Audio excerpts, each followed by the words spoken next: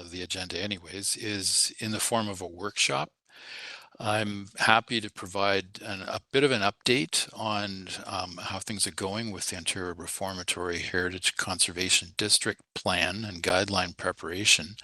But the main focus here will be the committee's consideration and consideration of some questions that staff have put together for in regard to the statement, the consultant's proposed statement of objectives and the guiding principles that would become part of that Heritage District planning guidelines when it comes to in its future preparation. So today is really it's a discussion ahead of time to try and get some feedback, input from the members, and to help facilitate that later in the presentation. As you see in the material that was circulated to the committee, there are some questions that that I'd like to try and facilitate or guide the committee members through.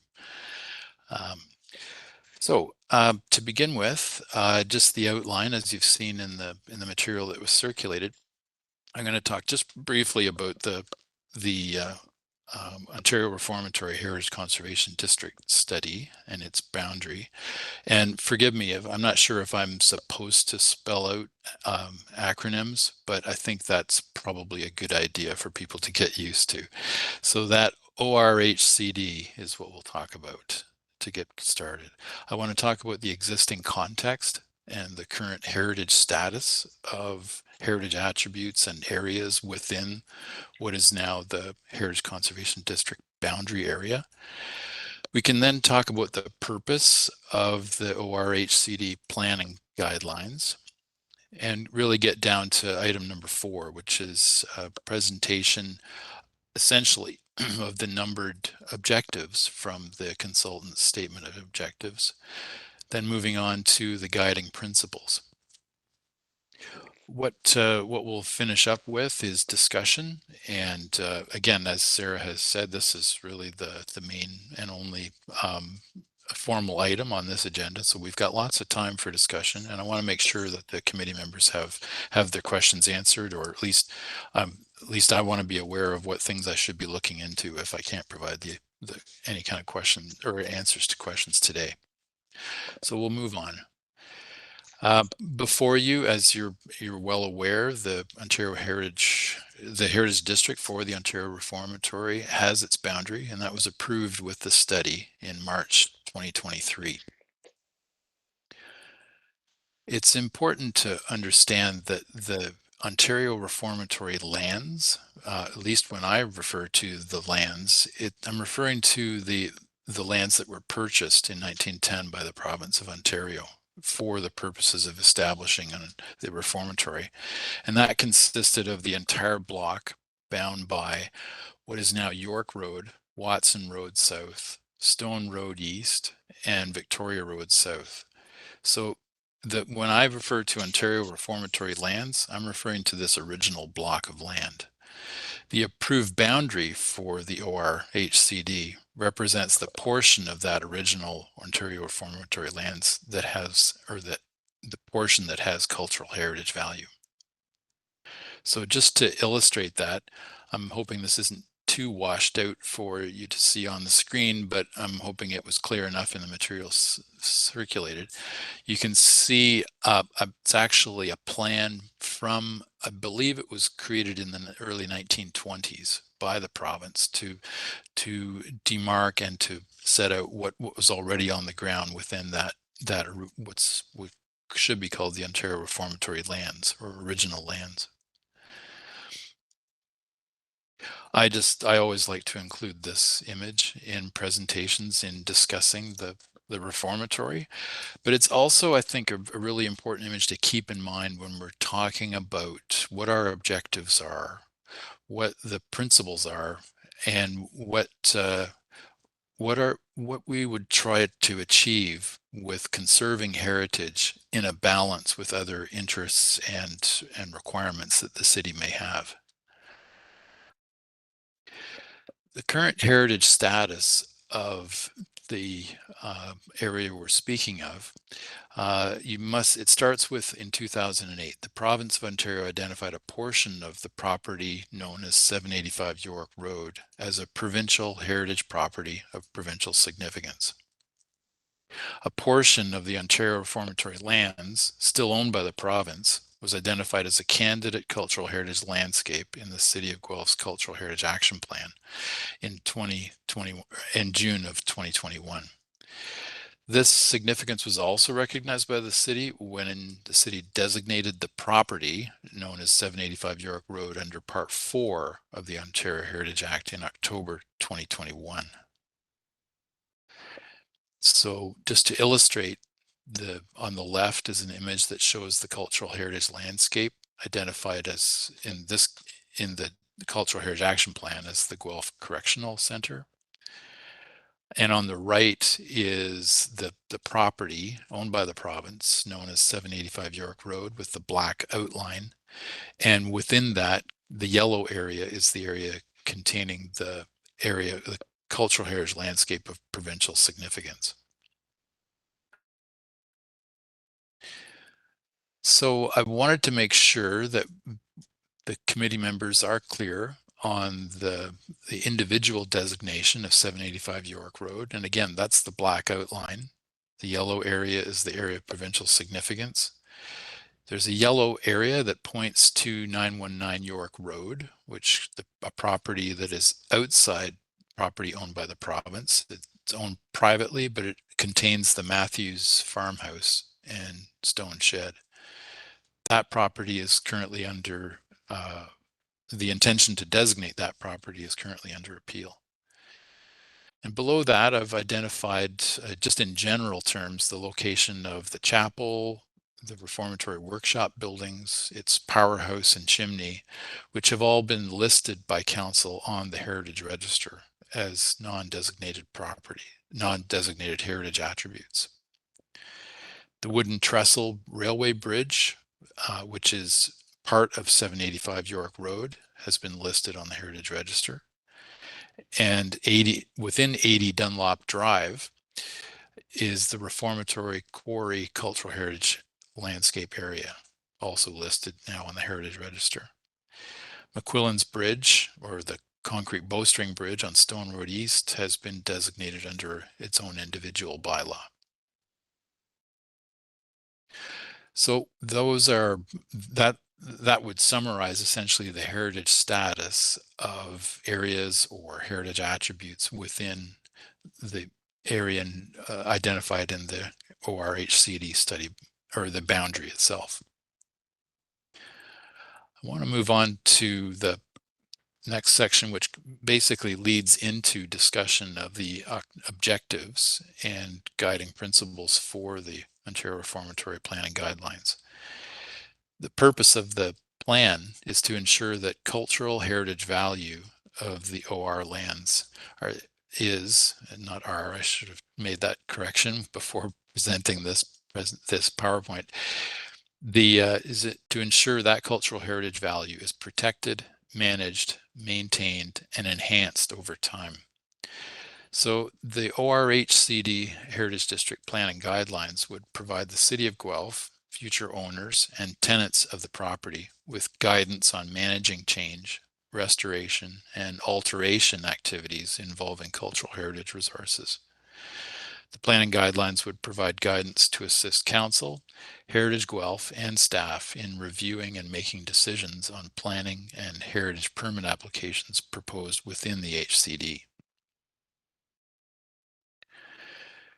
The purpose of the plan is to confirm the HCD boundary has been identified.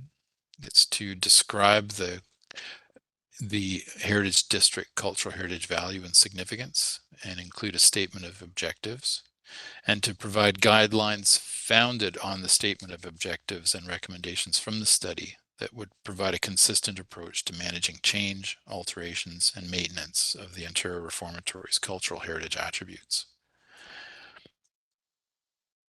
So we move into the statement of objectives, which has been proposed by WSP, the consultants on the ORHCD project. The main objective of the planning guidelines is to confirm the long-term protection, conservation, and management of the HCD's cultural heritage landscapes and built heritage resources. These objectives, as you've seen in the material that you've had a chance to review, they're numbered. There are 16 objectives altogether. And I don't think it's necessarily or necessary that I read out each of these individually. But what I'd like to do before, I'd like to just jump to information later in these slides to talk about the planning context, the policy planning context, and the secondary plan. We can come back and we'll come back to the objectives and the guidelines or guiding principles after that.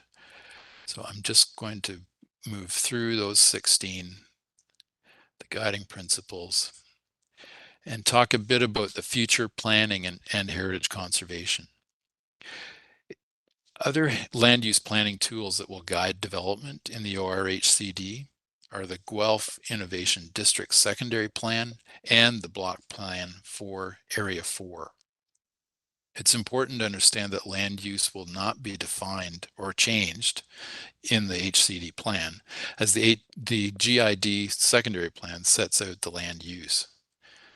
So potentially there could be recommendations for official plan policy and zoning regulations resulting from the Heritage District planning guidelines. And really just for review, I present an image from our official plan and the section that is the Guelph Innovation District secondary plan, showing the land uses and also the purple area here, which represents part of the proposed Heritage District boundary area, which equals the block 4 in the block plan process. So I want to revert back to the statement of objectives. And I started to mention that I don't think it's necessarily the case that I'll need to read through all 16. Sarah, I'd look for some direction from or a suggestion from you if you feel that's necessary. I'd like to highlight some of the points that are more in my mind more important. And the members should feel free to point out or to ask questions about any of the objectives or principles through the discussion. I'll start out with objective 1 and 2 because I think they really need to be read together.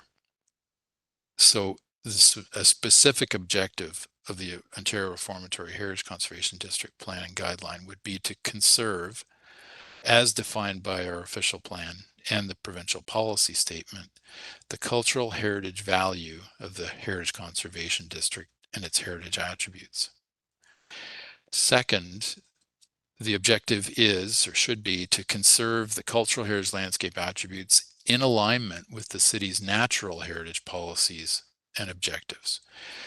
Now, you're probably going to hear me use the word or say the word balance or striking a balance, a term like that, within this discussion. And I think that's a really important key to we're coming up with a heritage district plan that does a good job with all of these interests together. So the objectives are to conserve the physical aspects as laid out in objective number 3, to conserve, recognize, and attribute the presence of Indigenous, settler, and reformatory periods throughout the Heritage District area, and to conserve the physical form, scale, architectural features, and heritage attributes of the built heritage resources. I'm just going to move on to the next slide or next set. As I've mentioned, objective number 6, or I've made reference to the Guelph Innovation District Plan and the block plan process. It's always important to keep that in mind when in reading what eventually would be the Heritage District Plan and its guidelines and any proposed policies within that. It's meant to work together with official plan policy and the block plan process. Objective number 8, it's important for a heritage conservation district plan to recommend a heritage permit process that would be most appropriate for proposed change within that ORHCD. That's something that would be considered or presented within the ORHCD planning guidelines. And managing change using the Heritage District guidelines would ensure new development conserves, maintains, and enhances cultural heritage value of the Heritage Conservation District. And objective number 11 reads very well after that it's encouraged that high quality design in new development, additions, and alterations that are complementary and compatible.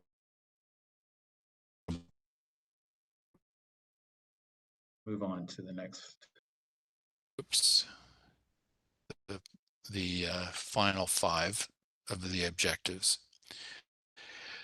The objectives are to encourage development and alterations that might be proposed adjacent to that heritage district, that those be studied and that those minimize negative impact to the heritage attributes of the district. So I think I've already mentioned the idea of the importance of balancing the interests of cultural heritage conservation with natural heritage strategy and natural heritage objectives. Objective number 16, I think, is very important as well, to consider that the Heritage District Plan should conserve, maintain, and enhance the recreational aspects and public amenities of the Heritage District with a similar aim to balance that with cultural heritage conservation.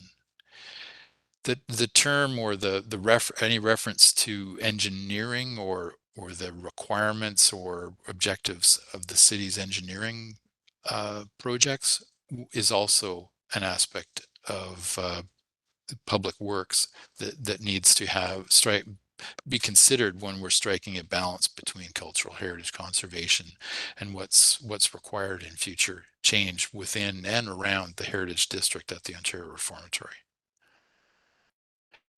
So on to the guiding principles. The ORHCD planning guidelines would be based on the accepted principles of Parks Canada's standards and guidelines for the conservation of historic places in Canada. And it would include the principles developed from the ORHCD study.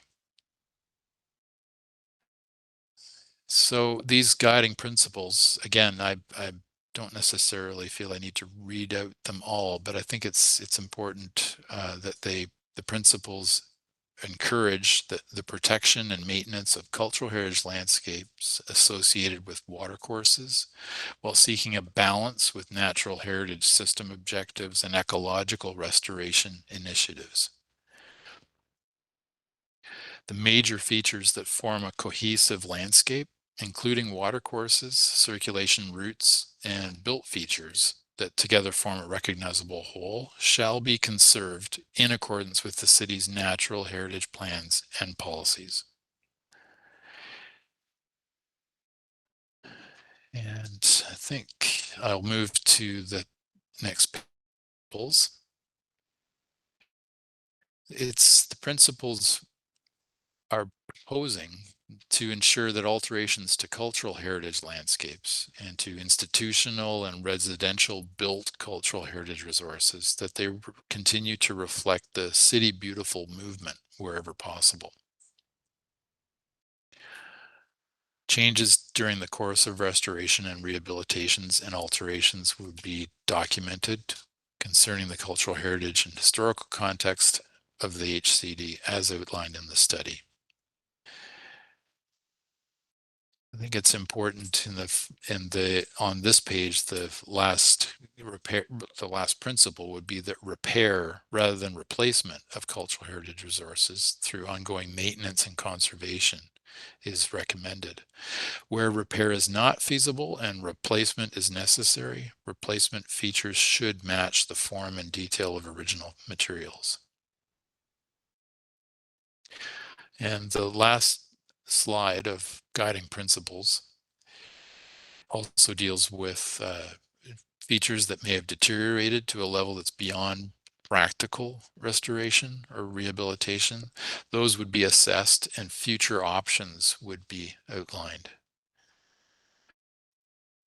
This second last point is important in consideration of the goals of the Guelph Innovation District Secondary Plan and adaptive reuse, that the continued function of built form heritage resources is encouraged by the ORHCD planning guidelines through adaptive reuse, and that building alterations for additions and other interventions should be undertaken in a manner that respects and enhances the cultural heritage resource and the ORHCD. So we've been through the future planning and heritage conservation information here that deals with the mentions the GID secondary plan and the block plan process. I'd like to now move to the discussion time, and staff are looking for input from the committee members in this workshop format. And I'd like to, I'm hopeful this helps facilitate that discussion just by presenting us 3 questions essentially. So staff is making notes of the responses that the committee members will have, and we'll be happy to provide that feedback that we receive from Heritage Guelph to WSP, our consultants, and the input from Heritage Guelph would be maintained so that in future reports to council or to senior staff and to council, that Heritage Guelph's recommendations or comments would be included within that. So you've seen the 3 questions in the material that you've reviewed, but I'll just maybe start by reading out the first question. And I would be happy to maybe turn things over to Sarah to facilitate the discussion once the question is posed. So do you feel that the stated objectives and guiding principles are appropriate? And what would you change? I'm not sure if it makes sense for me to stop sharing now. Would it be easier for people to see the screen, Sarah? Yeah, I think it might be easier for us to facilitate discussion because we should all have access to these materials. But thank you first, Stephen, for the presentation and the overview. So with that first question then posed by Stephen, I'll just open the floor, and if anyone wants to speak, I see Cameron's hand is up already. So Cameron, I'll go to you first. And then a couple quick questions. Just I think I want to ask at the beginning before we get too far into it. So Stephen, you mentioned our comments will be recorded by staff. Will those be included back in the meeting minutes as well for us to review? Sorry, I'm not hesitating on purpose. I was just trying to find my mute button. The answer is yes. That Jack is furiously typing as I'm talking and you're talking. Great. Okay. And then secondly, maybe a silly question, but can you just sort of explain the difference between the objectives and guiding principles? A lot of them sound like they read kind of the same to me. Like, what's the difference between the two? Does one set make it into the actual final documentation, or is it like just what's the purpose of having principles and objectives? It's my understanding that objectives can be quite specific within a Heritage Conservation District plan and guidelines. The guiding principles as in comparison would be more general or overarching. The objectives have been presented first in the order here, but it may make sense to start with the guiding principles and then move from the less specific to the more specific in the objectives. But I believe that's the main reason for having both, is the ability to have an overall description and then get to specifics. Oh, okay. Yeah, thanks. And David? You're just on mute, sorry.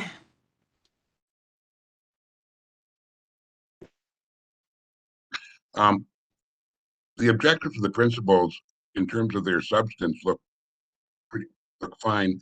I'm wondering if there's a way to organize them a little better in terms of uh, the content. Because, for example, in the objectives, like the cultural aspect is mentioned at least four of them: 1, 2, 7, and 13.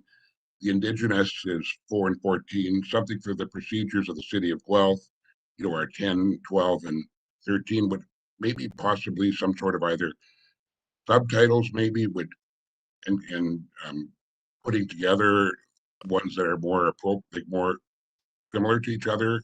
Have it might make some sense, because when I look at them, I mean, they're good, but I get lost, trying to, like, there's 16, like 27 different entries under both of them. So if there was some type of organization to have similar ones together, I think would be more helpful if we're using these when we're evaluating them going forward. Thank you, David. That's a great suggestion. It's if the committee members are having trouble keeping or understanding the organization of this part of the document, that's a good thing for the authors to know about.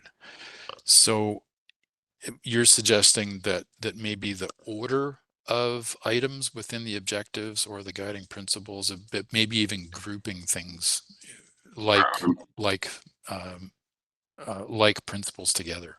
right, yes, themes that are related should be in the same order, and possibly subtitles if that helps, like indigenous considerations or cultural considerations, general considerations. It would just, I think it would certainly help me if I'm applying that when I'm trying to look at any proposals coming forward. David, when you say subtitles, is that maybe like a subheading? Yes, yes, Yeah. Okay. subheading is Yeah. a better Thanks. word.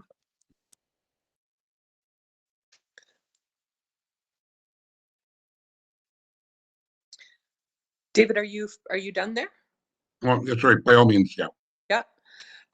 So it's Miranda here. Just in the guiding principles, where there are a couple points here around the deterioration or difficulty in repairing some aspects of the built form heritage resources, etc. And the wording is I would want to understand, I guess, where we say the everything should be undertaken, alterations, additions, and other interventions should be undertaken in a manner that respects and enhances the cultural heritage resource. There's also language around where heritage features have deteriorated to a level that is beyond practical restoration or rehabilitation will be assessed and future options outlined. I guess I'm not clear who would conduct that assessment or outline future options. Am I too far ahead of the intent of this presentation here, Stephen, or is that something you can explain a little bit? I'm just worried about, I guess, the amount of wiggle room that I see in some of this wording for someone to say it's really beyond practical restoration, it's not feasible to repair this, and therefore it should be demolished, for example. I think the scenario would be involving expert opinion and reports, likely in the form of like a condition report or a heritage impact assessment, or in some cases a conservation plan. So it's all those types of reports that would be considered as requirements for discussion and in order to make decisions based on the physical integrity of elements that are protected as heritage attributes within the district. Does that start to answer your question, Miranda? Yep. Yes. Will that sort of detail be added at some future date? Or will that be nailed down in terms of what the process will be in the event that, the land is purchased by someone who says, for example, this particular building, one of the walls has come down, really fixing it is not feasible. And so, the building is unstable and should come down. Will there be some sort of process that is really clear to a purchaser, for example, or someone developing the property in any way, that that they'll have to follow in the event that they have, because we know that the inside of some of these buildings are not in great condition. This one. So I think Miranda, you were onto it when you were asking if you were getting ahead of yourself in the Yes. process. So today at this point, we're at the objectives and principles. So that's the high level guidance for the plan and guidelines. Each of these principles and objectives will have a section within the plan and guidelines that outlines what the requirements are in relation to that general topic. So we're really at the point of, did we capture all the general areas where guidance should be provided within the plan? So obviously with the questions that you're having around the resources that may be deteriorated, did we get the principle right? And then when you see the draft plan, which will be the next opportunity for consultation with Heritage Guelph, you'll see what guidance and process is being proposed in particular for the Ontario Reformatory. Okay, good. Thanks.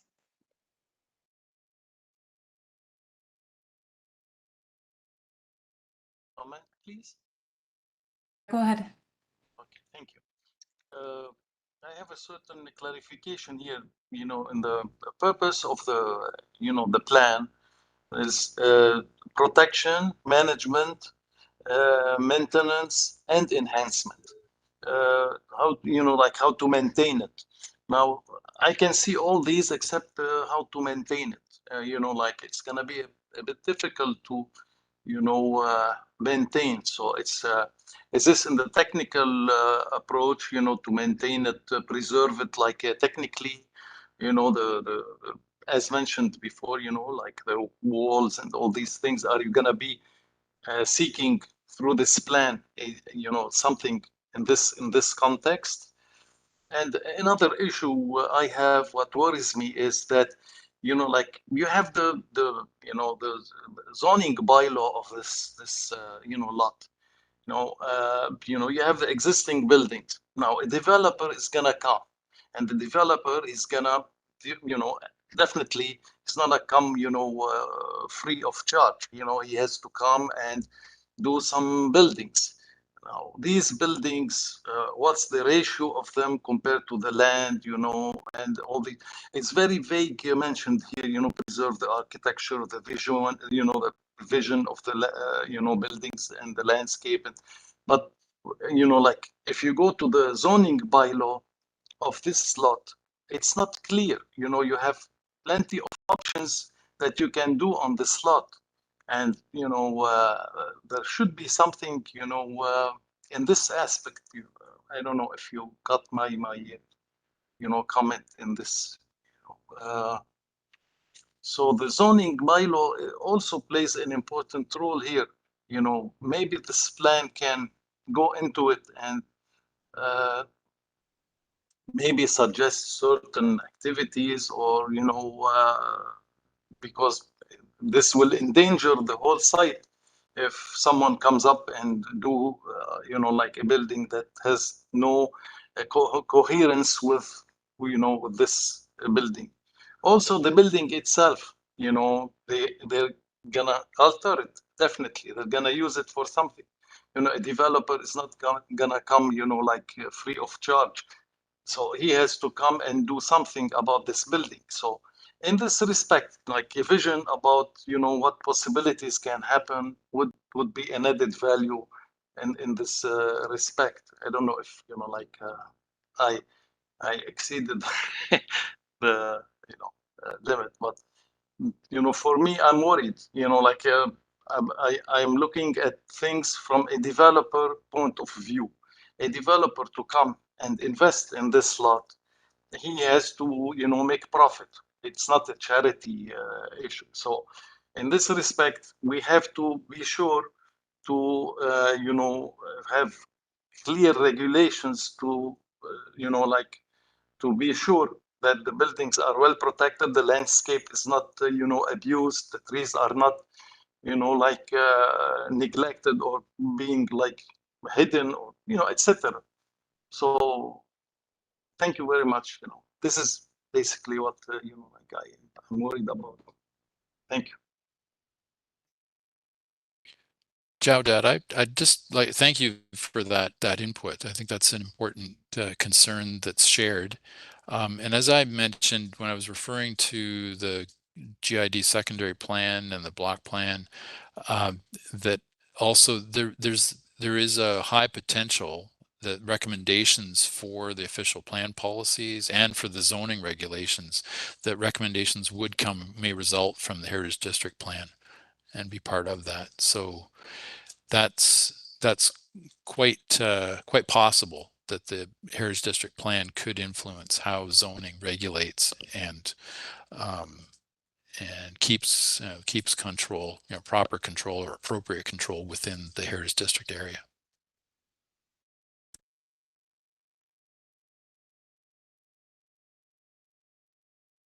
Excuse me, as for maintenance, for example, is this, how to maintain and preserve, is this going to be also covered in this plan?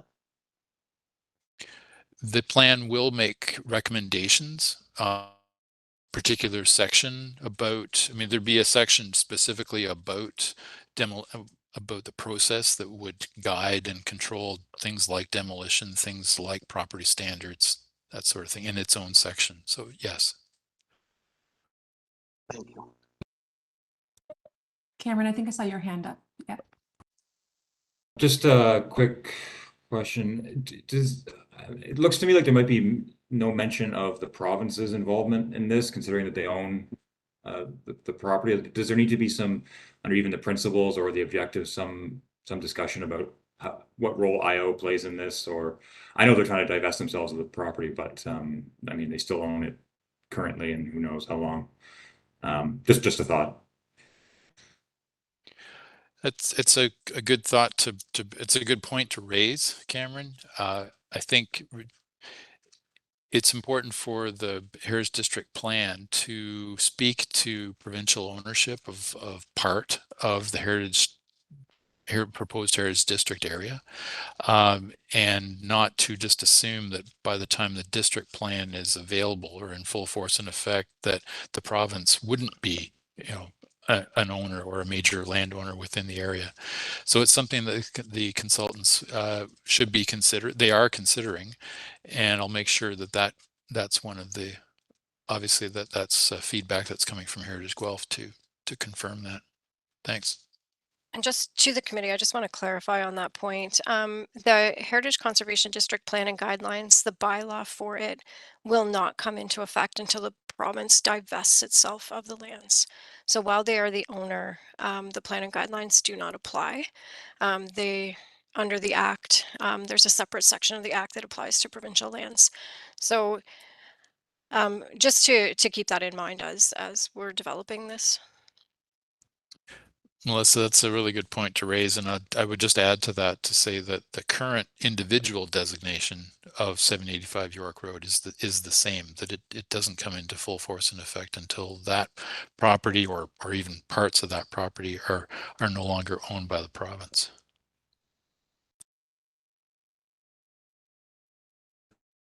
Sarah, I'm not sure if there are other questions relating to, other questions coming out of the initial question that I had read out, but I'd be happy to read out the second facilitation question if you like. Sure.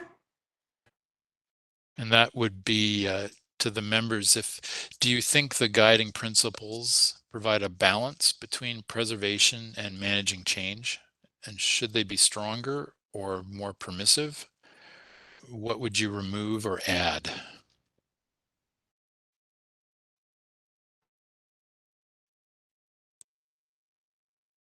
Stephen, a quick question. You have this just for the guiding principles, but can we, if there's changes to objectives that maybe folks would like to see stronger, or changes or additions, can we talk about that as well? I see no reason why not. Just in your comment earlier about the objectives maybe having more teeth in the document, where the guiding principles are sort of this overarching piece, maybe not just limiting it to guiding principles, if there were any other sort of suggested changes for some stronger wording, if folks felt that was necessary. We're open to the feedback and input from the committee. So I definitely think that some of the wording in the guiding principles could be stronger. You know, similar to what I said earlier, where there's some wording there that says where rehabilitation or restoration is not feasible. I'm not reading from the document. I'm just going by memory here. That there's some there instead of not feasible, a word that would be stronger certainly would be impossible. And instead of should in some areas, these aspects should be considered. Must could be the word that replaces that instead of should.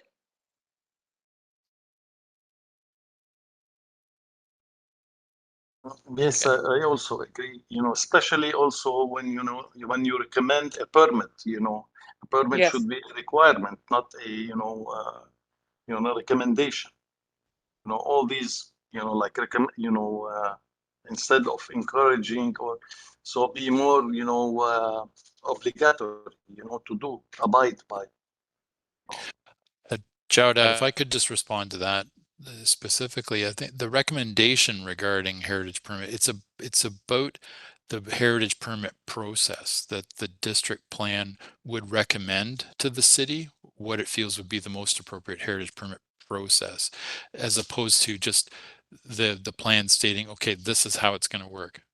It's more the plan will make recommendations, provide guidance as to how the city, in consultation with Heritage Guelph and other staff, that so the district plan would be making its recommendations about the permit process, as opposed to, I don't want that line to be giving you or anyone the impression that heritage permits are necessarily optional. There may be cases where it's considered that a heritage permit might be, as is usual with heritage districts, there may be um, actions or alterations that are exempt from heritage permit consideration, and that's also what the heritage district planning guidelines would state. What sort of things could be done without oversight or with approval of a heritage permit. Oh, thank you. Brendan and then David. Yeah, I just wanted to disagree with what Miranda had said, that a lot of these objectives and principles seem a little bit vague and could be written in a stronger fashion. This, for example, objective number 11, which says encourage high quality design. To me, like, what does that actually really mean? Like, high quality design in terms of what? Just, and I'm sure that'll come maybe later in the more detailed versions, but it does seem a little bit vague in some areas. David? Yes, right on Cameron's point as well. The use of the word encouraged is a little, like, it's really very passive. The second last objective, it says the continued function of built form heritage resources is encouraged. I wonder if we could replace that type of wording with shall, like a shall where practical or something like that, to make it more of the guiding principle rather than just a possible option. And I have one comment to add to that too. I think there's a few where I like that idea of the sort of active voice. So the guiding principle on repair rather than replace cultural heritage resources through ongoing maintenance and conservation, maybe leading with ongoing maintenance and conservation must occur in order to whatever, so that it states that first part of the more important piece. We don't want to get into a replace situation. So if we must conserve or have maintenance and conservation, we ideally won't have to worry too much about replacement and repairing. So maybe it's just that active passive voice, I think, as David just highlighted.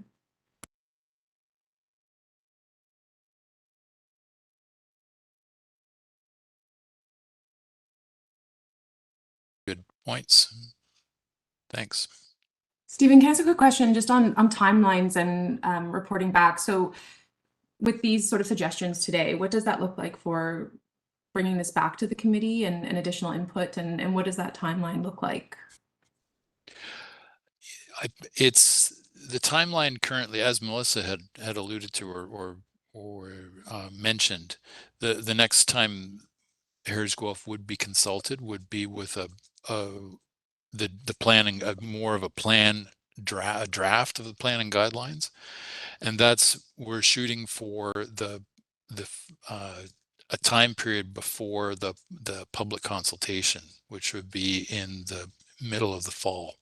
So this is something that inputs would come back to the consultants, and they would be incorporating where it's appropriate the input, feedback, changes, that sort of thing that may be appropriate. So potentially September, at least by the October meeting, it sounds like, if we're talking mid-fall, before mid-fall at least, getting it back to the committee for additional review. That's correct. Okay, thank you.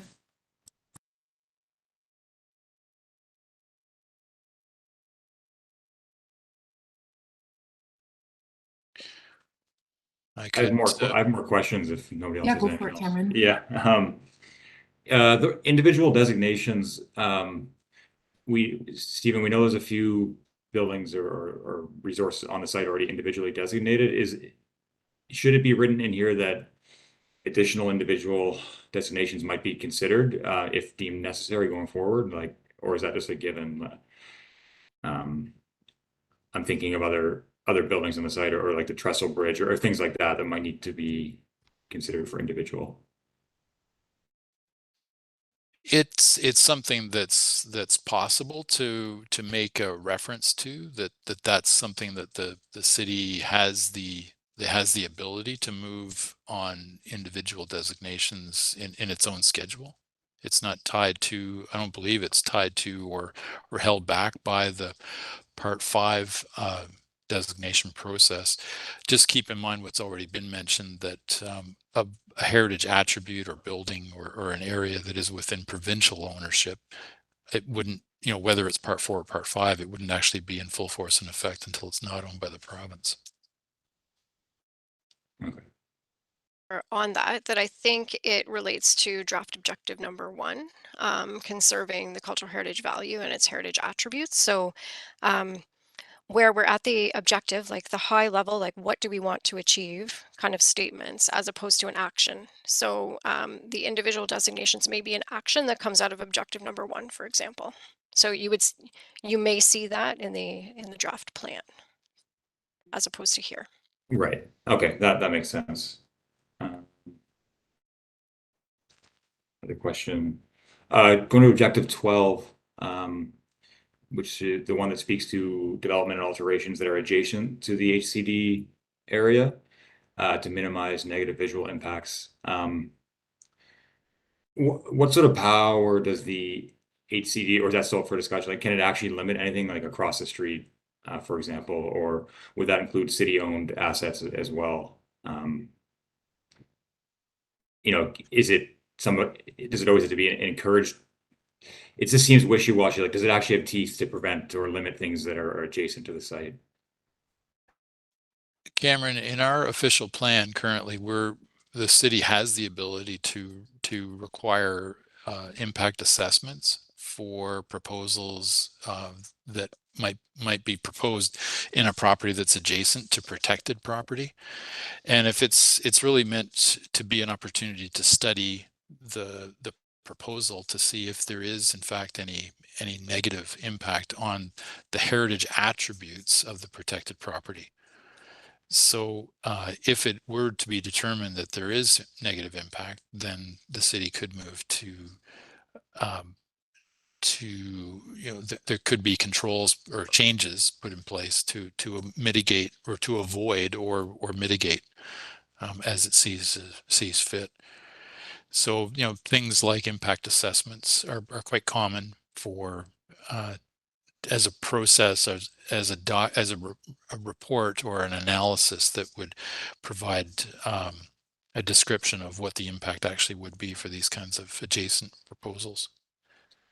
Okay. Yeah. So I guess that it goes back to our earlier point that it says encourage right now. I think maybe it should be more stronger, active language there. Just further on that, the planning guidelines cannot apply itself to lands outside of its boundary. What it can do is provide us with recommendations. So as Stephen was saying, that our official plan already has the policies for adjacent lands and heritage impact assessments, but this could go, just for example, perhaps providing recommendations to the city to consider in terms of zoning regulations for adjacent lands, but it cannot impose it itself through the plan. Okay. Yeah, thanks. That's it. Oh, sorry, one last question. If there's mention of water courses, does that include the ponds in there, or is it just waterways? It's meant to consider, it would include ponds, large or small, the waterways that are within the heritage district, those features that contribute to the cultural heritage value of the heritage district. Okay, great, thanks. Sarah, I could again, I could read out the final question if you like. That would be, what do you think will be the positive impacts of the Heritage Conservation District, and what are your concerns?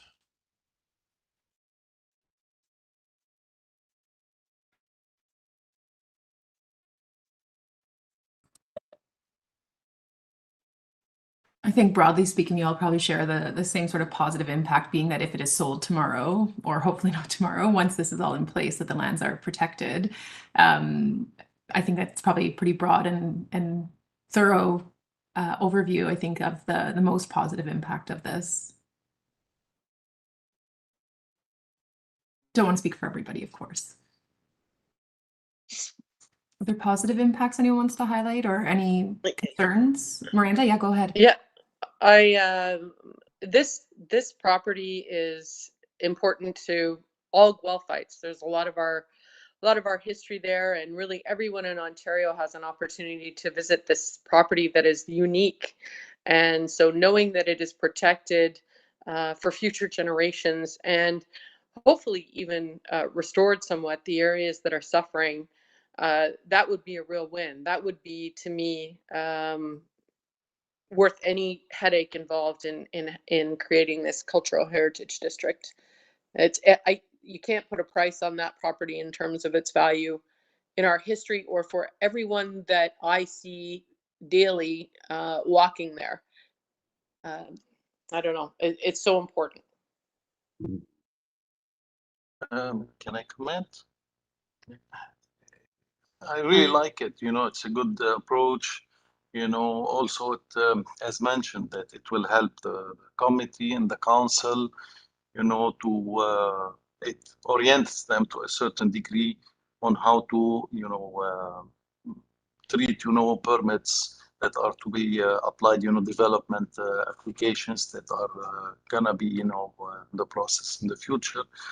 And as I mentioned, I hope it can be a bit more specific, and more protective in terms of zoning and, issues, because I'm really worried that there might be some alteration, in the new developments that will be built on the site and adjacent to the, prison.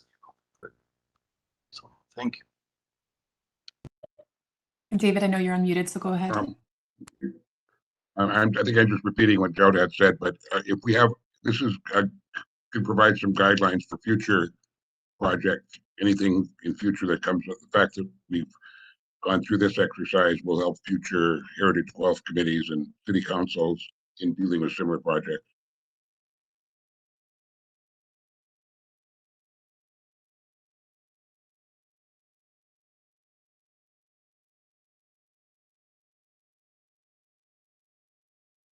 Can I ask a small question? Like phase 2, when, like hopefully if we have the chance to review the proposal, the primary, study that will be coming, will we have a chance to do some alteration on it, or it will be, like almost final? So how much can we add to it in the next phase when we want to review it? can we do some changes to it? You know, and to what extent? Thank you.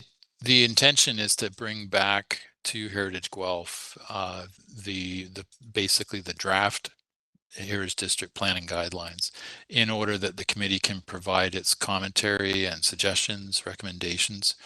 And again, much like this meeting here, so that we can communicate that to the consultants. But actually, when the plan comes to the committee for that consultation, it will be joined by the consultants themselves. So I anticipate having quite an in-depth discussion with the authors themselves and with city staff present, so that we can really get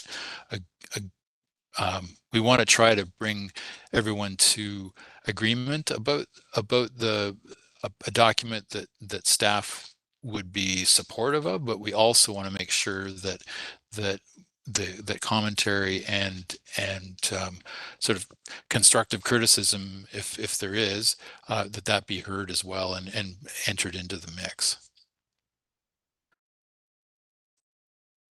Thank you.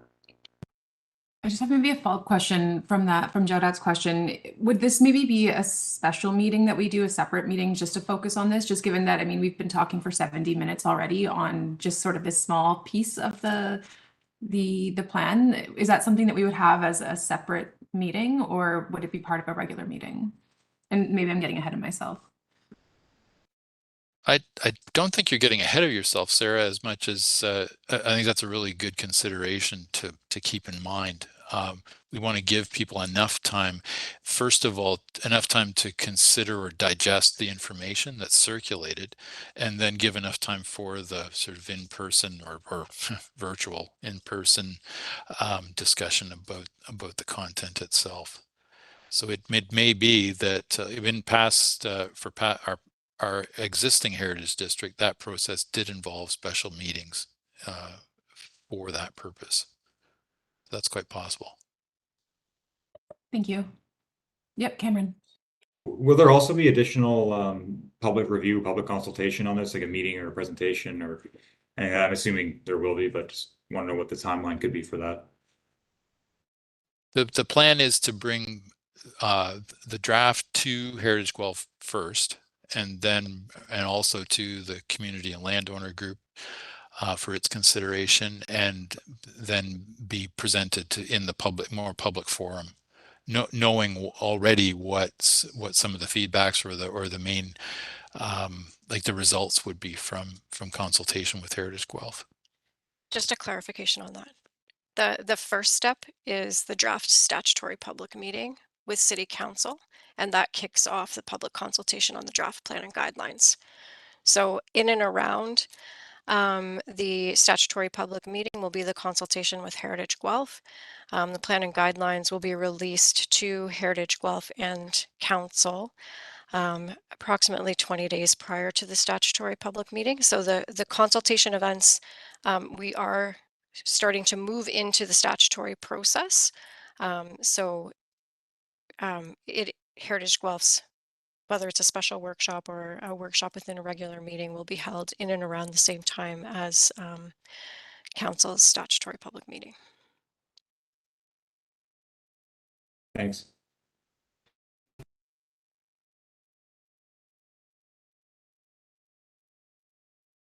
Are there other questions or comments from anyone regarding any of this? Not just necessarily the positive or positive comments or concerns.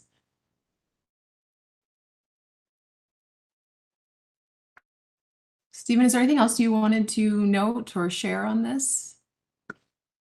Sarah, I don't think so. I just would like to thank the committee who's attended today for your input. It's really valuable, and it's important that the consultants consider what's been offered as they're preparing the draft district plan guidelines. Thank you all. Thank you. So I might look to Jack and just see if there's any staff announcements. There's no chair announcements today. So we'll be providing a staff announcement. Great, to Melissa then. Thank you. So we did want to provide an update on the non-designated property at 2187 Gordon Street. So as you're aware, there is a stone slot barn located on that property. We have been actively monitoring that property with our property standards staff. An order has been issued. This latest order has been issued as a result of an unfortunate incident where a stone wall has collapsed on the north side of the barn. So that order has been issued, and it is now in the purview of property standards in terms of compliance to that order. We have been, as you're aware, as part of our priorities for designations, we have been doing our research work for the properties within the Clare Mulby Secondary Plan area. And as you know, the secondary plan policies are under appeal, which includes all of our cultural heritage policies, unfortunately, as well. Our intent is to bring forward the cultural heritage evaluation report for 2187 Gordon Street to this committee at your September meeting for consideration. And also, as you're aware, since the property is listed on the Municipal Heritage Register, demolition is controlled and requires approval of City Council. At this time, there has been no application or consideration of demolition. The property standards order has been issued for securing and stabilizing the building. So that's our update as of now. The next point you'll see it is on your agenda in September. I think that's all the updates we have, right, Jack? Yep, that's right. Excellent. Thank you. So the next, oh, Cameron, I don't think we can ask Are questions. we allowed to talk about it or no? No, not with announcements. We're not allowed to have discussion. Okay. Sorry, it's Liz from the clerk's office. Questions can be asked. It's just no like general conversation can. So if you do have a question from Melissa, you can. I take it back. I guess my question is, I mean, when did the city know that this building was in such poor condition that part of it might collapse? And I think the answer is not as of a few weeks ago, it was years ago. So just, again, just kind of, it's disappointing to me that, you know, it's been talked about for so long without actually being designated. And now here we are where it's, you know, demolition by neglect, basically. So just want to express it. It's disappointing to me.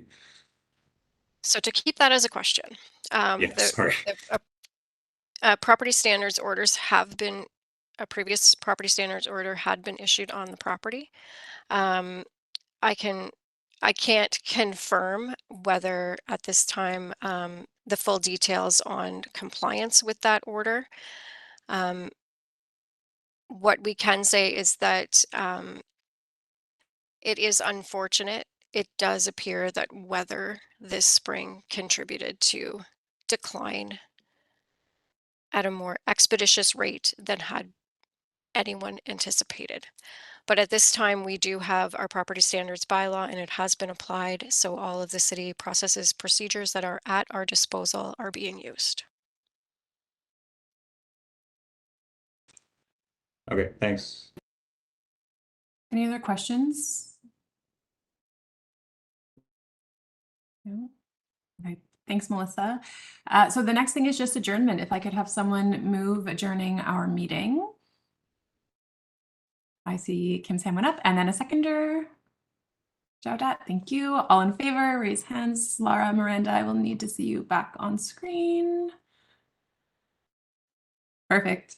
Excellent. Thank you, everyone. And we will see you, I'm guessing, remotely in September. All right. Bye. Bye. Bye-bye.